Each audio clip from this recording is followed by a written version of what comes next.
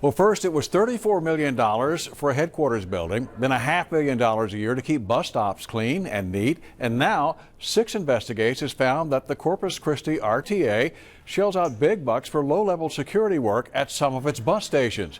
In fact, the taxpayer-funded public bus system paid out more than $500,000 last year.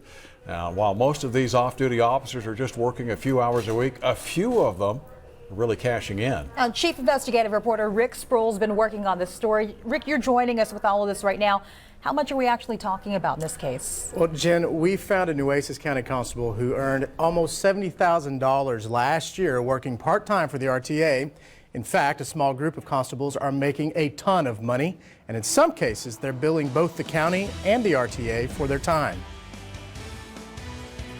The RTA says using off-duty cops as our security keeps our riders and our community safe and is a good community partnership. It's also a partnership that pays. In fact, the RTA paid almost $580,000 for part-time security work in 2015. And 4 Nueces County constables took home a combined $164,000. In fact, Chief Deputy Constable Stephen Rosas made $66,000 on a part-time security job. Another one made $53,000. That's more than they make as constables. Nueces County Commissioner Mike Pusley wonders what is so bad about riding an RTA bus that requires them to have that much security for running buses. In the meantime, we pulled timesheets and found that sometimes these big earners are clocked in at the RTA while they're clocked in at the county. One constable would clock in for the RTA at 3 p.m., but not clock out of his county job until 3:21. It's known as double dipping, being on the clock for 2 government agencies at the same time. And while it's just a 21-minute overlap, last year it meant thousands of dollars in extra wages. Most of these high-paid off-duty security guards work as constables for Robert Cisneros, the elected constable of Precinct 1.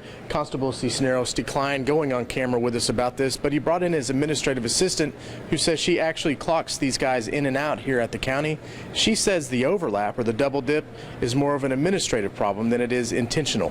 She explained that law enforcement officers get an extra 15 minutes added to their time cards before and after their shift. But Mike Pusley says either way. But if they're on our clock and they're on RTA's clock, that's not right. I mean, that's double dipping taxpayers, and that's just not right. But our investigation uncovered another issue. The RTA's contract says no officer can work more than 25 hours a week for the RTA without special permission from the RTA's transportation director. And yet we found several cases where these part-time security guards were working more than 40 hours a week, week after week after week. When we asked the RTA about this, they told us they left the scheduling in the hands of the man responsible for managing the contract. That man is Chief Deputy Constable Stephen Rosas, the one who earned $66,000 under that contract last year. And by the way, the RTA just raised the amount these guys can earn next year. Actually, starting this year, they'll be able to bill up to $630,000 for their services. $630,000? That's a pretty substantial increase. Are they going to be required to do more work for that? Nope, it's the same contract, just more money. All right, Sounds Rick. like a sweet deal. I'd say so. Rick, thank you so much for the report. Keep us